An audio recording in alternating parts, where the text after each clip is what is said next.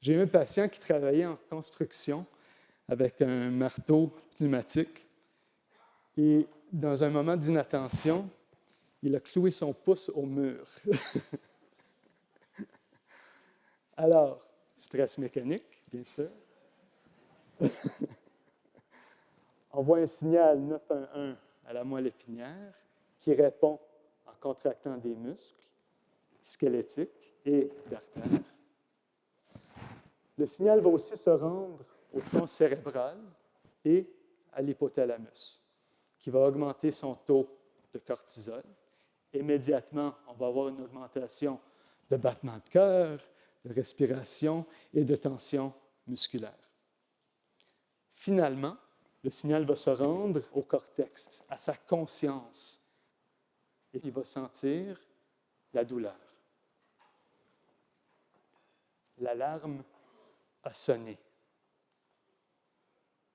Ce qui est important de noter par rapport à la douleur, c'est qu'on estime que le cortex reçoit seulement 10 dépendant de la recherche, de 10 à 30 de la nociception du corps. 90 est traité au niveau sous-cortical, inconsciemment. Le peu d'informations qui se rend au cortex se distribue en 3 régions principales. Alors, avec mon patient, cloué là, son lobe pariétal a dit « pouce ». Son lobe singulé m'a dit « ah, oh, ça fait mal ». Et son lobe temporal a dit « je ne vais jamais oublier ce moment ». Le pire de cette histoire, c'était que c'est arrivé en fin de journée et il était seul sur le chantier. Son cortex a dû prendre toute cette information sensorielle pour réagir de manière consciente. Qu'est-ce que je vais faire maintenant? Que pensez-vous?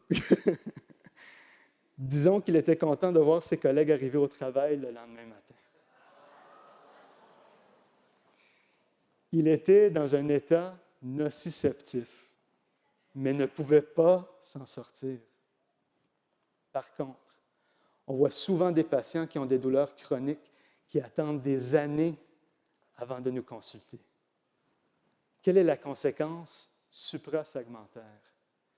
Eh bien, un groupe de chercheurs ont comparé les IRM cérébrales de patients avec des douleurs chroniques du dos et les ont comparés à des sujets qui n'avaient aucune douleur.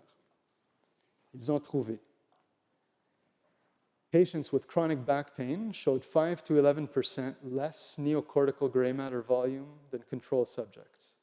The magnitude of this decrease is equivalent to the gray matter volume lost in 10 to 20 years of normal aging.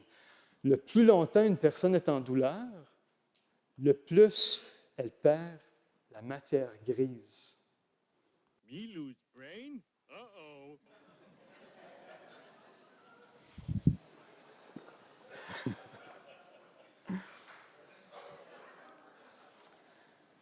Vous vous souvenez de cette photo? Quelle est la question qu'on pose déjà à tous nos patients qui va nous indiquer si l'état de leur cerveau est plus comme ça ou comme ça?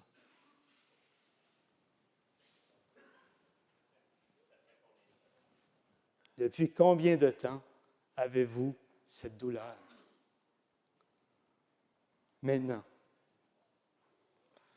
on sait qu'on peut associer une perte de matière grise à une douleur chronique. Mais pensez-vous que la douleur est la cause de la perte? Ou peut-être la perte est la cause de la douleur? Restez à l'écoute. On sait bien que la grande majorité de personnes nous consultent pour la douleur. Évidemment, la douleur est importante pour notre survie. C'est probablement le plus grand motivateur qu'on a. Personne ne veut souffrir. Mais quand on considère que la douleur nous donne 10 de l'histoire, on doit prendre un bon historique et faire un examen complet pour découvrir le 90 qui va nous informer de leur vrai état nociceptif. Même quand un patient vous dit qu'il se sent bien, on peut dire que peut-être il est en douleur, mais qu'il ne le sait même pas. On voit ce même phénomène avec nos traitements. Après un ajustement de maintien, les patients nous disent souvent « Je pensais que je me sentais bien, mais maintenant je me sens vraiment bien. » Je dis souvent à mes patients, on ne réalise pas à quel point nos fenêtres sont sales jusqu'au moment qu'on les lave.